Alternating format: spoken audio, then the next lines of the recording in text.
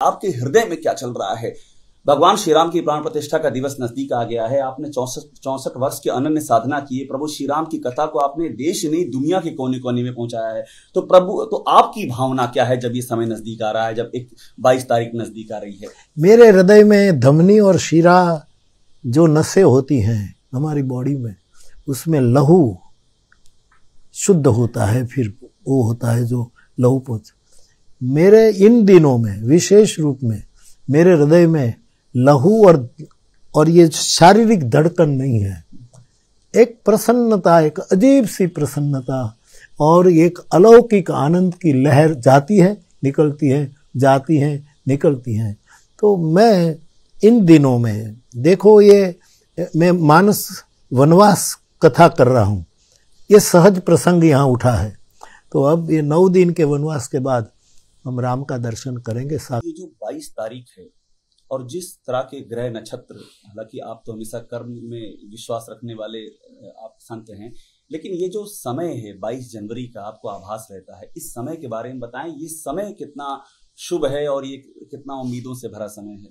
मुझे लगता है जो मीडिया के थ्रू, अखबारों से जो मैंने जाना पड़ा, इसमें तो ये बहुत शास्त्रियों को, इनके विद्वानों को, इनके मर्मज्ञों को पूछ करके तारीख और मुहूर्त निकाला गया है, ऐसी मेरी जानकारी है।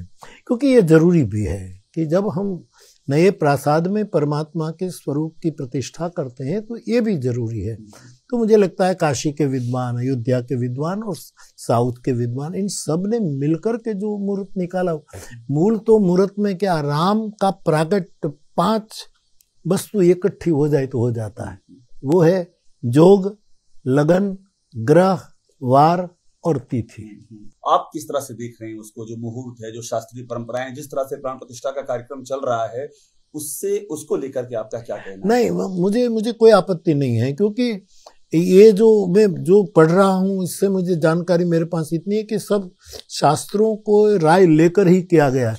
लेकिन परमात्मा का प्राकट केवल शास्त्रों की राय से भी नहीं होता है। प्रेम ते प्रभु प्रगट ही, भगवान प्रेम से प्रकट होते हैं। हरि व्यापक सर्वत्र समाना और प्रेम ते प्रकट हो ही में जाना, ये तुलसी के वचन है। तो शास्त्र का भी आधार है और जन जन का प्यार उमड़ रहा है। तो परमात्मा प्रेम से वहां प्रतिष्ठित होंगे। तो बापू जो भी हो रहा है सब शास्त्र सम्मत हो रहा है वहां पर? मेरी जानकारी के अनुसार, जो मैंने अखबारों में पढ़ा, जो विद्वानों के अभिप्राय आए हैं, सब शास्त्र सम्मत है। इसमें तो मुझे लगता है, क्योंकि ये जो ज्योतिष और ये ग्रह नक्षत्र, ये मेरा विषय नहीं। 18 करोड़ 60 लाख जो कि मैंने अभी तक पढ़ा है, ये आपने दान किया और आप शायद सबसे बड़े डोनर, अगर हम ये सारी बातें मैं समाचार की भाषा में कर रहा हूं, आप ही हैं। ये मुरारी बापू की ओर से नहीं है, व्यासपीठ की ओर से। और मेरी व्यासपीठ से जुड़े हुए मेरे जो फ्लावर्स है, मैंने अपील की थी राम कथा से कि भाई भगवान का मंदिर हो रहा है, तो पहले हमने हमारी क्षमता के अनुसार पहला हमने दान किया, 1 लाख या 1.25 लाख, मुझे खबर नहीं। फिर मैंने सविनय अपील की थी, और देश विदेश से जो मेरे फ्लावर्स विदेशों से भी आए, वो वहीं से शायद 8 करोड़ की राशि विदेश से अभी जमा नहीं हुई है। इन लोगों के पास वो सर्टिफिकेट नहीं था। अच्छा। अब आ गया है। अब ये जब कथा होगी, FCRA का जो होता है फॉरेन से कुछ उसके बाकी 11 करोड़ तो हमने तुरंत 15 दिन में जमा करवा दिए। जब मैंने घोषणा की तो करीब करीब आपकी जानकारी ठीक है। बाबू देखिए, आपने हृदय की बात कही, मैं बार बार हृदय से चलते हुए मस्तिष्क की ओर चला जाता हूं। अब मस्तिष्क की ओर मैं इसलिए आ रहा हूं कि आप जा रहे हैं, तमाम विभूतियां वहां पर आ रही हैं, मगर एक जो वहां पर एक सवाल, प्रश्न खड़ा हो गया है। शंकराचार्य, उन्होंने कहा वो नहीं आ रहे हैं, 2 ऐसे शंकराचार्य जो नहीं आ रहे हैं। मुरारी बापू आपकी क्या राय है इस पर? अब उसके मन में क्या है वो जाने, वो जगत गुरु है, हमारे आराध्य है, शंकराचार्य है।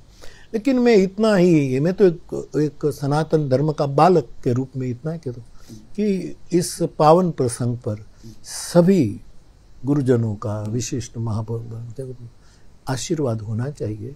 वो आए ना आए, वो उसके क्या विचार है वो जाने, लेकिन कम से कम आना चाहिए, उसके आशीर्वाद बरसने चाहिए। आए ना आए, आशीर्वाद तो बिना पैर भी जा सकता है, बिना जुबा भी जा सकता है, वो तो दिल की बातें हैं। आप ये कह रहे हैं कि आशीर्वाद अपना इस कार्यक्रम में सबको देना चाहिए, वो आए या ना आए? वो आना ना आना उसके विचार हो वो सकते, उनके ऊपर है। लेकिन राम मंदिर के लिए किसको विरोध हो, उसकी शुभकामना तो होगी और आशीर्वाद तो देना चाहिए कि ये सब ठीक रहे। शुभकामना और आशीर्वाद देना चाहिए। बापू मुझे एक बात और बताइए, और आप चूंकि भाव जगत की बातें करते हैं, आप कर्मकांड की जो प्रक्रिया है उससे अलग बातें आप करते हैं, मैंने अक्सर देखा है।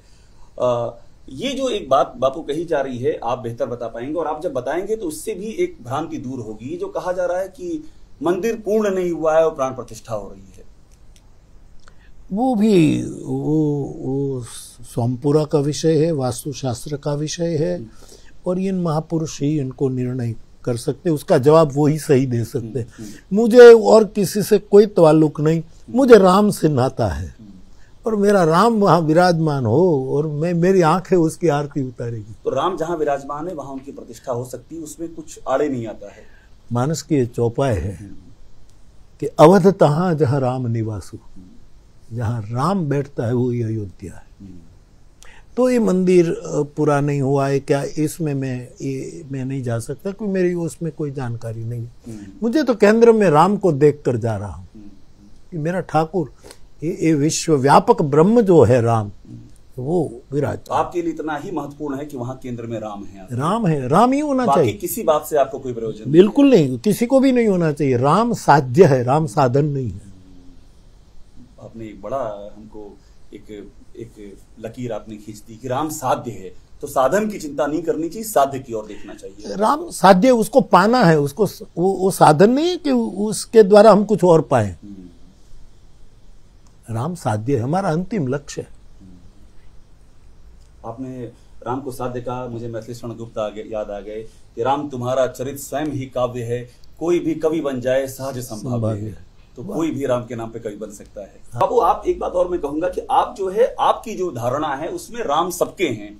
आप किसी धर्म पंथ इनको भी उस आड़े में नहीं आते हैं। जैसे कि बहुत सारे हम देख रहे हैं कि जो मुस्लिम हैं, राम भक्त हैं, वो भी आ रहे हैं। जो 125 संत परंपरा है, अलग अलग परंपरा, अलग अलग शास्त्र सम्मत लोग सब आ रहे हैं। इस पर आप बताइए, आप जो कहते हैं कि राम सबके हैं, वो कोई एक वर्ण नहीं है, वो कोई एक गोत्र नहीं है, वो कोई एक जाति और कोई एक धर्म भी नहीं है, जो हिंदू धर्म का नहीं भी है उसके भी राम है। बिल्कुल ठीक है। देखो, ये आकाश कोई मजहब का है कि हिंदुओं का ही है, सनातनियों का ही है, दूसरों का नहीं। आकाश सबका है। राम आकाश है, गगन सदृशम आकाश है, तो आकाश तो सबका है। कोई राम की निंदा करे तो भी आकाश उसको छांव दे रहा है, कोई आरती उतारे तो भी आकाश उसको छांव दे रहा है। तो राम इतने व्यापक है कि सबके, उसको छोटा नहीं करना चाहिए। किसी को भी राम को छोटा करने का प्रयत्न अपराध है। राम को छोटा करने का प्रयत्न अपराध है। वो इतना विशाल है, परम व्यापक है। राम ब्रह्म व्यापक, उसको हम छोटा इस एक फ्रेम में क्यों मढ़े? सबके है।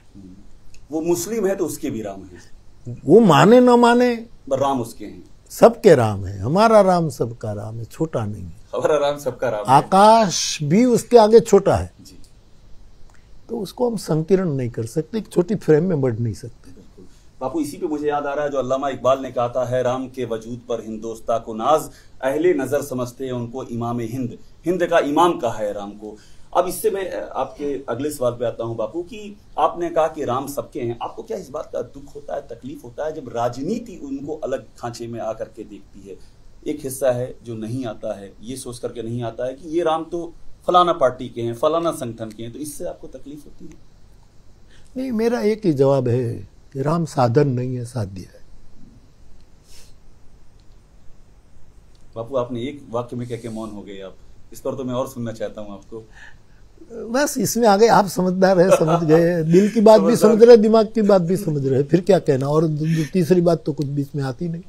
मगर बापू एक आपकी ओर से कोई संदेश, में किसी पार्टी का नाम नहीं लूंगा, मैं एक सिर्फ राजनीति को अगर मैं मानता हूं, राजनीति एक जातिवाचक संज्ञा है, अगर एक विशेषण ले लें राजनीति को, तो राजनीति के लिए आपका कोई संदेश है प्रभु श्री राम के नाम पर? राजनीति में राष्ट्र प्रीति प्रधान होनी चाहिए, राष्ट्र प्रीति की छाया में राजनीति होनी चाहिए।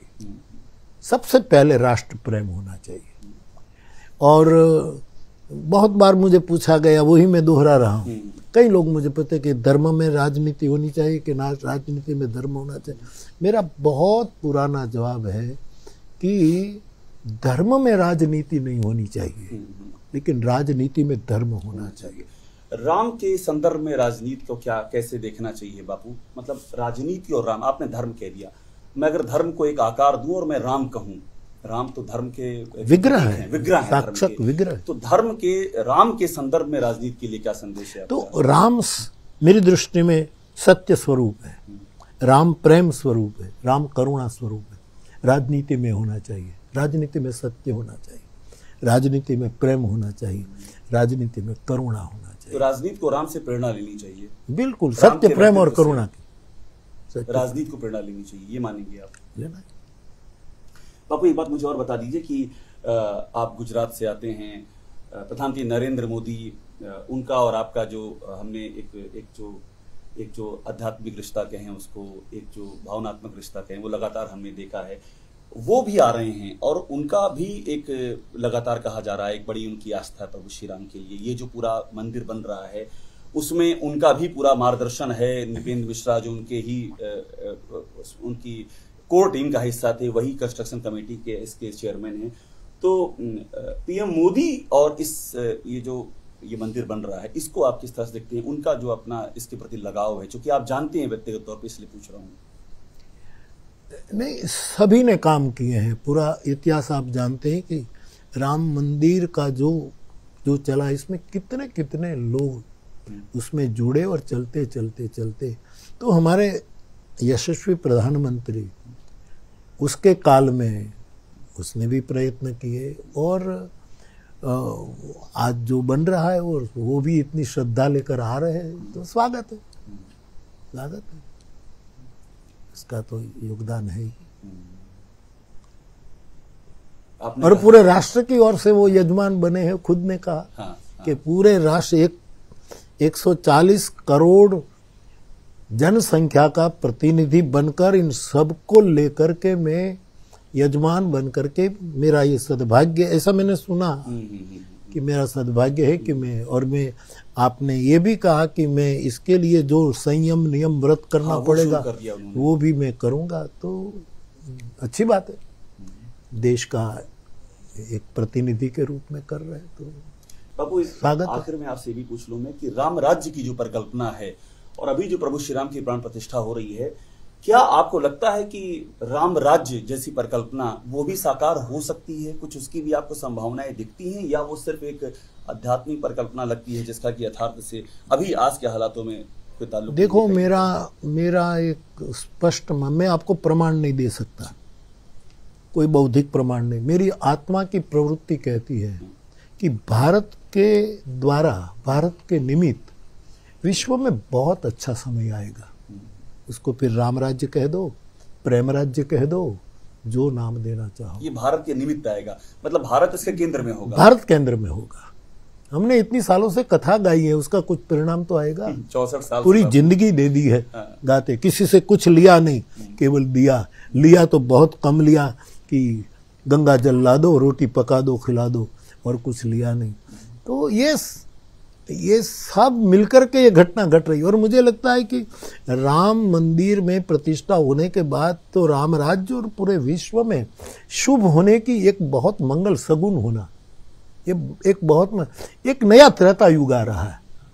बापू, पूरी दुनिया में, अंतिम प्रश्न है, पूरी दुनिया में क्या संदेश जा रहा है? ये जो प्राण प्रतिष्ठा हो रही है, इसका पूरी दुनिया के लिए संदेश क्या है? राम पूरी दुनिया के व्यापक ब्रह्म है। तो